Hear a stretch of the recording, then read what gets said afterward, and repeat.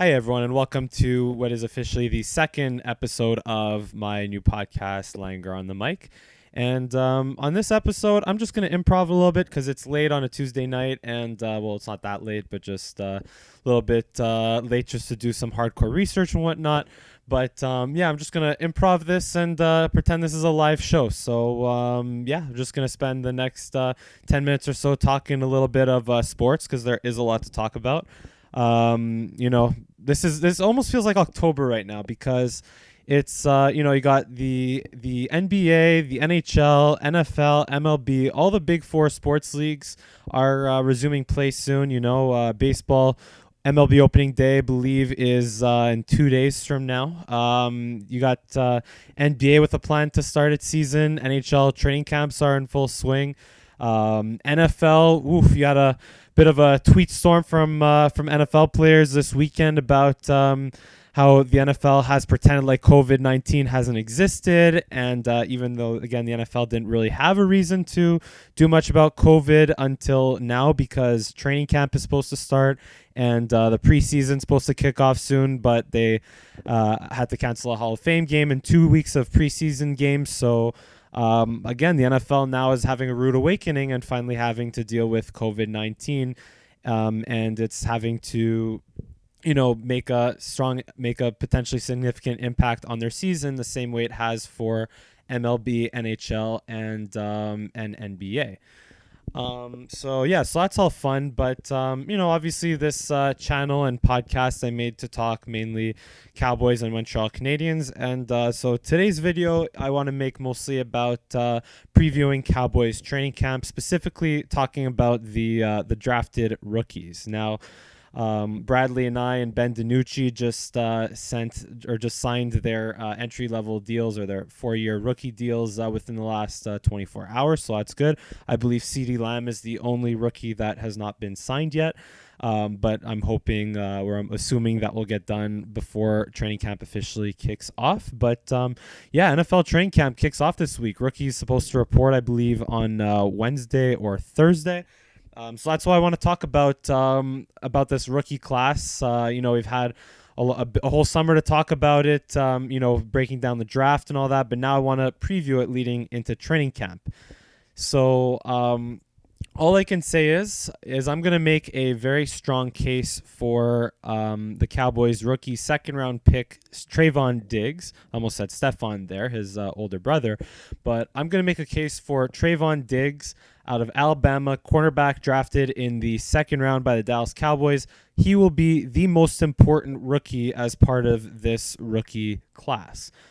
Now, I know CeeDee Lamb, we drafted him in the first round, and honestly, when that happened, like I just was shocked. Like I honestly didn't even look that much at the wide receivers because admittedly I just thought we needed, having lost Byron Jones, we needed corner, right? And having already signed Amari Cooper and Michael Gallup about to enter his third year as like wide receiver, we're good, I mean, even though there isn't that much depth behind them. But, at that point, I was just hoping we drafted CeeDee Lamb just so the Eagles wouldn't get him. So, but then obviously when it happened, like I was just so excited, just as all of Cowboys Nation was, all of Cowboys media was excited. I was, it was like a Christmas gift, honestly, or a Hanukkah gift. It was a present that the 16 teams ahead of us gave us because the what was probably the sixth best player on the board, or at least the Cowboys board, but who was arguably the number one wide receiver on the draft boards and one of the best players of this class. We drafted him at 17th overall when CeeDee Lamb could have very well been top 10 or even maybe top 5. Who knows? Crazy things have happened in previous drafts before, but he fell to the Cowboys at 17, and I'm very happy about that. But on draft night, I remember that Thursday on draft night, I was concerned because we had not addressed defense at that point. We let Byron Jones walk to the Miami Dolphins. We let Robert Quinn walk to the Chicago Bears. So we lose I believe Robert Quinn led the team in sacks last year, and Byron Jones was our number one shutdown corner.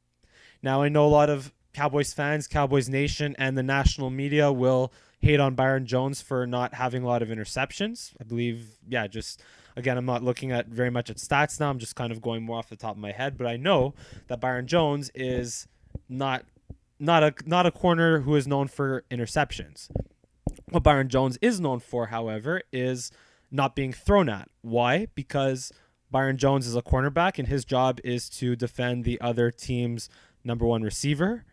And when the ball isn't being thrown that way, because as a cornerback, he's doing his job and covering his man, which is the best player on the other team or the best receiver on the opposing offense, well, that means that speaks for itself as a cornerback. So again, the best, when you look at same thing, I guess, across a lot of other sports, the best defenders, aren't supposed to put up a lot of stats because, that just means they're doing their job and eliminating mistakes, not getting burned, not getting torched, not getting deked out, So again, Byron Jones, you cannot overstate. I know I'm kind of rambling off a little bit here, but Byron Jones, you cannot overstate the importance that he meant to the Dallas Cowboys secondary. So now let's get back to Trevon Diggs and this year's rookie class. So draft night, CeeDee Lamb gets drafted in the first round at 17th overall, the Dallas Cowboys. And here I am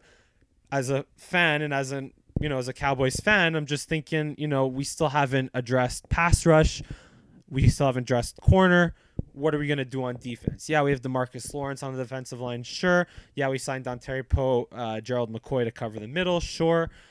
But there isn't much left on the right side besides Dorrance Armstrong, maybe Tyrone Crawford as a run stopper. Tyrone Crawford, tremendously important. Sorry about that. Tyrone Crawford, tremendously important to the defensive line, which, again, is a topic of its own, but I'm not underrating his importance. But, again, going into training camp at that point, defense, Clinton Dix at safety, sure hasn't been addressed, having lost our number one corner and our number one pass rusher from last year. Man, I keep banging and hitting things all day here. But anyway, I'll try to recompose. So anyway, we digress. Now, so I'm worried because we haven't addressed defense. We drafted wide receiver, CeeDee Lamb, really made our receiving core one of the best in the league, sure. But, could we have taken K'Lavon Chase on? Sure. But you know what? CeeDee Lamb was the best player available, and I'm glad we drafted him, but we still haven't addressed defense. So anyway, this is after the end of the first round, after the end of night one of the draft, I'm thinking, man, just Trevon Diggs, even Christian Fulton, fall to us at pick, I believe we were 52. Just fall to us. Please fall to us. And surely enough, Trevon Diggs fell to us in the second round.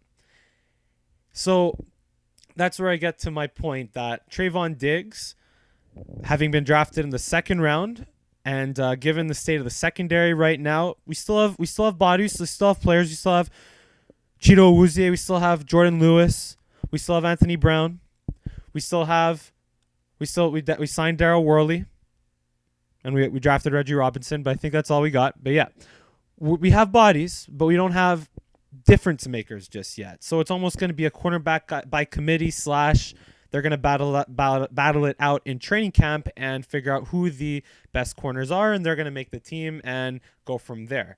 But again, by no means are any of these corners on the roster either going into draft night and even after the fact as proven as Byron Jones. So here's the thing with Trevon Diggs now, where I get to my point after 9 minutes and 7 seconds of rambling on. But again, I'm just trying to improv this. But Trevon Diggs will be the most important draft pick of this draft class because going into next year, Cheeto Awuzie, contract year, and he might not even play corner. He might play safety.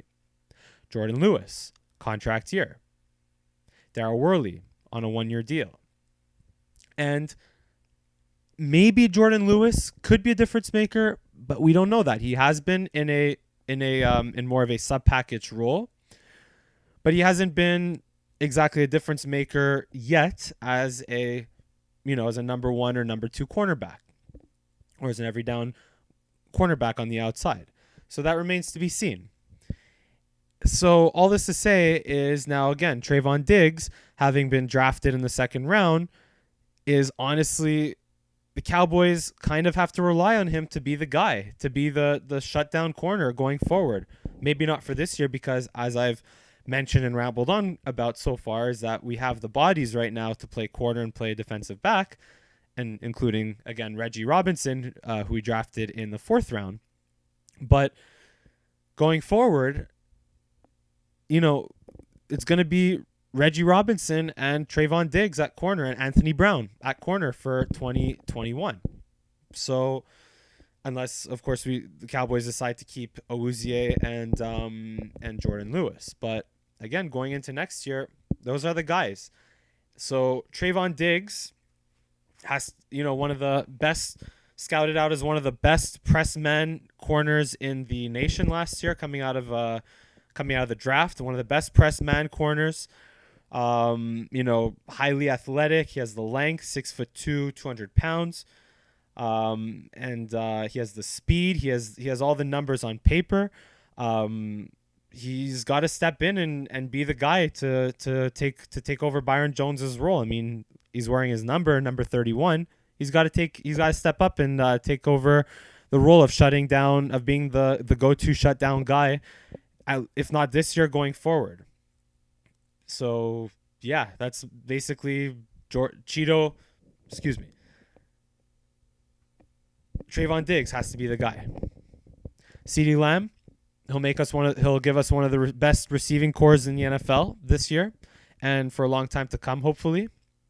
But if he goes without CeeDee Lamb, assuming health, Michael Gallup and Amari Cooper provide a pretty solid 1-2 punch at receiver. And I mean, again, you'd have to rely on Cedric Wilson or Noah Brown or insert training camp guy, whoever, to battle out for the third spot if CeeDee Lamb is not there. But long term, we can afford to lose CeeDee Lamb before we can afford to lose Trevon Diggs. Or CeeDee Lamb, the Dallas Cowboys can afford CeeDee Lamb underperforming more than they can afford Trevon Diggs underperforming at this stage of the game.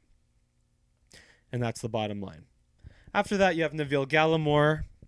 You have Reggie Robinson, as I mentioned. You have Tyler Biotish. Bradley and I in the sixth round could be a significant contributor to the pass rush behind what will likely be Aldon Smith and Tyron Crawford holding the fort down as a run stopper. And Ben DiNucci just, can't body for quarterback. Who knows? Could he be the next Tony Romo? Who knows? We never know.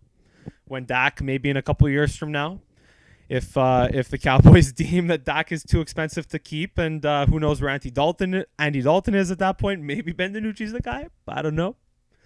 Probably not. Don't put me on the record for saying Ben DiNucci is going to take over Dak Prescott's job, but just you never know. That's 2 years down the road. So anyway, just having fun with that. And unfortunately, look, I'm not going to get too much into the undrafted guys because look, with the state of COVID-19 and the fact that there were no OTAs in minicamp,